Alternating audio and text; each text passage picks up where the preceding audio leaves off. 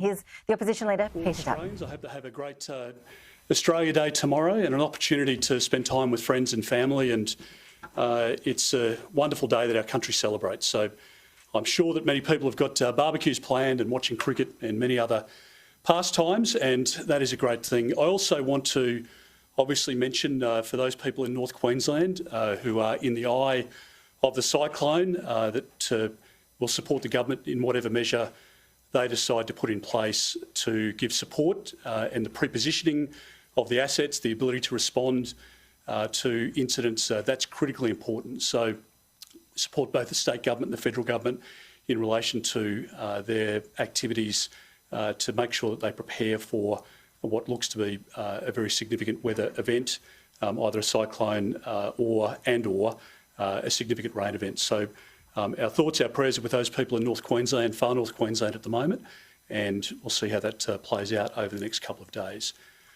Well, the Prime Minister said to Australians today that he'd been listening to them over the course of Christmas and that he'd been to each state and territory. But the reality is, if the Prime Minister hadn't been preoccupied over the course of the last 18 months, he would have been out, as we've been out, to every state and territory, right across the country, talking to Australians, to families, to small businesses, who have had a consistent message, and that is that they have been finding it very difficult to balance their budget. They can't manage the cost of living pressures under the Albanese government. They can't afford the extra $24,000 a year that they're paying on their mortgage. People have been saying that now, Prime Minister, for 18 months, and the Prime Minister has done nothing about it. In fact, in 2 budgets, the Prime Minister had the opportunity to help Australian families to reduce the cost of living, and instead he spent $450 million on The Voice. He was distracted by every other issue. He hasn't put in place measures which have helped Australians, but he has made decisions which have hurt Australians. And I think Australians expect from their Prime Minister an honourable approach to the way in which the Prime Minister engages with the Australian public, somebody who is straightforward, honest with them. People voted in their millions for the Labor Party, believing that they were going to get tax cuts to help them with their cost of living pressures, and as it turns out, that is not the case. The Prime Minister has knowingly and willingly lied to the Australian people, and I don't think the Australian people will easily forget or forgive. The Prime Minister today was misleading in his press club presentation. It turns out that, and this was not mentioned in his speech, that over the course of the next 10 years, the government will actually increase their tax take by $28 billion because of bracket creep. And everybody knows that as you work harder, you work longer, the longer you're in the workforce, the older you get, promotions at work, etc. As you work your way up through the income levels, you are paying more and more, and the tax department is collecting more and more because of bracket creep. And the stage 1, stage 2, stage 3 tax policies were designed to help millions of Australians. We know that over the course of the next few years, it won't be 1.8 million people who are affected adversely by the Prime Minister's change. It will be something like 4 million Australians. And those aspirational young Australians, people who are working hard now for their retirement to provide support to their kids, their families who are going to be hit hardest by the Albanese government's lie. And I think at the moment the Australian Prime Minister owes an apology to the Australian public, but he hasn't given it. Now, the other point that's worth making, I think, is that the Prime Minister had 18 months to try and put in place changes within the tax system or support around energy payments, etc., etc. He didn't do that, as I say, because he was distracted for 12 months by The Voice and the waste of $450 million.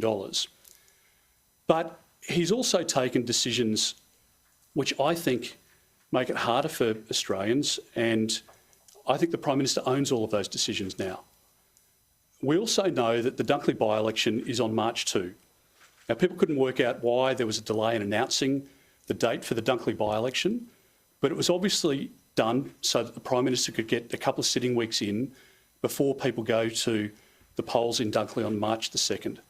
I think the Prime Minister's looked at the polling, as I have, in relation to Dunkley, and I think he's quite shocked by what he's found. Let's call it and be honest about the Prime Minister's motivations here. His motivation is not to help people with cost of living pressures. He's had 18 months to do that. His motivation here is to shore up his own position and his own leadership. Because as we saw with Julia Gillard, when people look the Australian people in the eye and lie to them as a Prime Minister, people don't forget or forgive that. And how could you trust anything this Prime Minister says as a result? So I think he's looked at the polling for Dunkley. I think he's recognised that there are people on lower and middle incomes in Dunkley, and that this model, that his change that he's proposed today, is front and centre to trying to win political opportunity for the Labor Party in Dunkley. That's what it's about. And these changes, as they're proposed, don't come in until the 1st of July. The Prime Minister's got 5-6 months for the legislation to be passed. But instead, he wants to ram this bill through the Parliament before March 2, the Dunkley by-election, because he wants to try and wedge the coalition. That's his motivation. He's been in Parliament 26 years. He is a smart political operator, but he's now also a liar. And the Australian public know that he's not motivated to help them, he's motivated to help himself. And I think the Prime Minister is in all sorts of trouble. I think he's panicked. I think he's worried about his own position as leader within the Labor Party. And as we saw with Julia Gillard, this is a slippery slope, because I think Jim Chalmers and Bill Shorten have set the Prime Minister up for a massive fall. I think his leadership is terminal. And I think if the Prime Minister has a very significant change to make, and that he wants to renege on an election commitment he's taken to the last 2 elections, I think he should call an election and put the change position to the Australian people and let them be a judge of his character, whether he's fit to be Prime Minister of this country, whether they could ever trust him again. And I'd say to the people of Dunkley and to the broader Australian people, if this Prime Minister is prepared to look your neighbour in the eye and lie to him or her, you are next. The Prime Minister has a huge credibility problem. He's trashed his reputation for short-term political gain. I don't think Bill Shorten and Tanya Plibersek and Jim Chalmers and others are going to let the public forget that. And I hope that the Prime Minister can apologise for the lie that he has perpetrated here. But it was obvious today that he's got no intention of doing that.